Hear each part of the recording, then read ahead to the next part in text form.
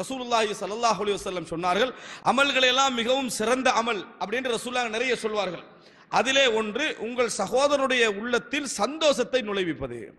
உங்களோட சகோதரனுடைய உள்ளத்திலே ஒரு மகிழ்ச்சியை உங்களால் நுழைவிக்க முடியுமா? அது அமல்கள் எல்லாம் மிக சிறந்த அமல் என ரசூலுல்லாஹி ஸல்லல்லாஹு அலைஹி வஸல்லம் அவர்கள் சொல்லி காட்டினார்கள்.